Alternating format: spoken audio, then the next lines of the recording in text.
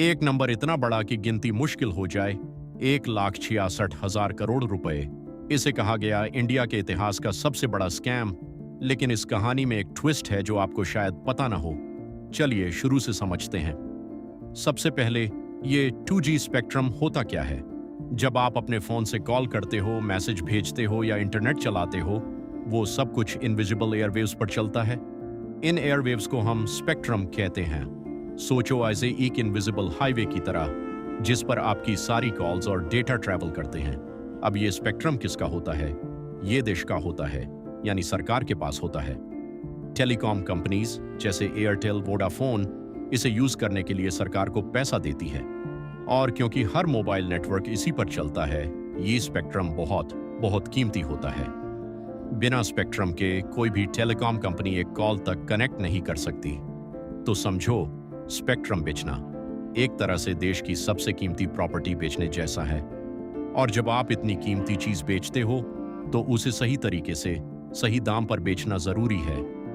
यहीं से हमारी कहानी इंटरेस्टिंग होती है। साल था 2008। सरकार को नए टेलीकॉम लाइसेंसेस और उनके साथ स्पेक्ट्रम बेचना था। अब सवाल यह था, बेचें कैसे? सही तरीका होता ऑक्शन, यानी एक ओपन कंपटीशन, जहां जो कंपनी सबसे ज्यादा दाम दे उसे स्पेक्ट्रम मिले। इससे दो फायदे होते। एक, सरकार को सबसे अच्छी कीमत मिलती। दो, प्रोसेस ट्रांसपेरेंट रहता, सबको बराबर मौका। लेकिन जो हुआ वो बिल्कुल उल्टा था। स्पेक्ट्रम बेचा गया पहले आओ पहले पाओ बेसिस पर, यानी जो कंपनी पहले लाइन में आ जाए, यूज मिल जाए। और सबसे हैरान करने वाली बात, दाम लगाया गया 2001 का, यानी 7 साल पुराना रेट। सोच के देखो, 2008 में मोबाइल फोन हर घर में पहुंच चुके थे। स्पेक्ट्रम की कीमत आसमान पर थी, लेकिन उसे बेचा गया 2001 के सस्ते दाम पर, जब मोबाइल अभी नया था और स्पेक्ट्रम की डिमांड कम थी। और कहानी और ड्रामेटिक हो जाती है। खबरों के मुताबिक कुछ कंपनीज को पहले से इत्तला मिल गई थी। एप्लीकेशन देने की विंडो सिर्फ कुछ घंटों की रखी गई। जो कंपनीज रेडी थीं, उन्होंने तुरंत पैसा जमा कर दिया और लाइसेंस ले ली। बाकी रह गए। तो नुकसान कितना हुआ? यहां आता है वो मशहूर नंबर।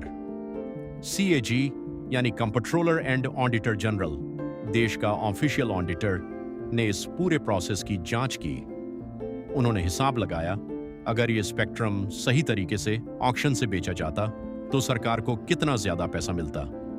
उनका अनुमान था लगभग 1,66,000 करोड़ रुपए का नेशनल लॉस, यानी इतना पैसा देश को मिल सकता था, लेकिन नहीं मिला। यह नंबर इतना बड़ा है कि समझना मुश्किल है। कई छोटे देशों का पूरे साल का बजट इससे कम है। इस एक नंबर ने पूरे देश को हिला दिया। लेकिन यहां एक इंपॉर्टेंट बात समझना जरूरी है। ये एक अनुमान था, एक एस्टिमेट। ये पैसा किसी ने अपनी जेब में नहीं रखा। ये वो पैसा था जो थियोरेटिकली मिल सकता था। इस पॉइंट पर आगे बात करेंगे, क्योंकि यही इस कहानी का असली ट्विस्ट है। जैसे ही CAG की रिपोर्ट आई, एक बड़ा तूफान आया। इस स्कैम में टेलीकॉम मिनिस्टर, कुछ बड़े ऑफिसर्स और कुछ कंपनीज के नाम आए। पूरे देश में गुस्सा था। न्यूज चैनल्स पर दिन रात यही चर्चा थी। पार्लियामेंट में हंगामा हुआ, कोर्ट केसेस शुरू हुए, कुछ लोगों को जेल भी हुई। इन्वेस्टिगेशन के दौरान 2012 में सुप्रीम कोर्ट ने एक बड़ा फैसला सुनाया। उसने वो सारे 122 लाइसेंसेस कैंसिल कर दिए जो इस गलत तरीके से दिए गए थे। ये एक हिस्टोरिक फैसला था। कोर्ट ने साफ कहा, देश की कीमती चीजें ट्रांसपेरेंट तरीके से ही बेचनी चाहिए। ये लगता था कि कहानी यहीं खत्म, स्कैम हुआ, लोग पकड़े गए, लाइसेंसेस कैंसिल। लेकिन असली ट्विस्ट अभी बाकी था। 2017 में, यानी कई साल बाद, एक स्पेशल कोर्ट ने इस केस का फैसला सुनाया। और फैसला ऐसा था जिसने सबको चौंका दिया। कोर्ट ने कहा, जो क्रिमिनल आरोप लगाए गए थे उन्हें साबित करने के लिए काफी सबूत नहीं थे, और इस आधार पर कोर्ट ने इस केस में आरोप लगे सारे लोगों को बरी कर दिया, यानी एक्विट कर दिया। तो अब सवाल उठता है, क्या ये सच में स्कैम था? इसका जवाब कॉम्प्लिकेटेड है। दो बातें एक साथ सच है। एक तरफ प्रोसेस जरूर गलत था, तभी तो सुप्रीम कोर्ट ने 122 लाइसेंसेस कैंसिल किए। ट्रांसपेरेंसी की कमी थी, और ये देश के लिए ठीक नहीं था। दूसरी तरफ क्रिमिनल कोर्ट में इंडिविजुअल लोगों पर जो आरोप थे वो लीगली साबित नहीं हो पाए, इसलिए उन्हें बरी कर दिया गया। यही इस कहानी का असली सबक है। कभी कभी एक गलत प्रोसेस और एक क्रिमिनल क्राइम दो अलग चीजें होती हैं। प्रोसेस इंप्रूव करना एक बात है और किसी को क्रिमिनल साबित करना दूसरी।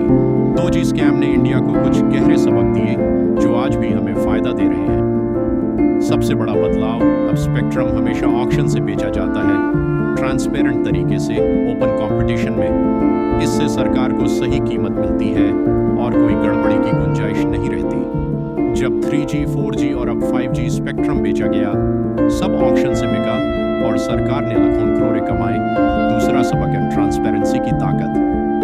जब कीमती पब्लिक रिसोर्सेज बिना ट्रांसपेरेंसी के बनते हैं तो सवाल उतना लाजमी है, और जब चीजें खुले में फेयर तरीके से होती हैं तो भरोसा बनता है। तीसरा और सबसे इंपॉर्टेंट, हमें खबरों को समझना सीखना चाहिए। सबसे बड़ा स्कैम जैसी हेडलाइंस आसान होती हैं, लेकिन असली कहानी हमेशा गहरी होती है।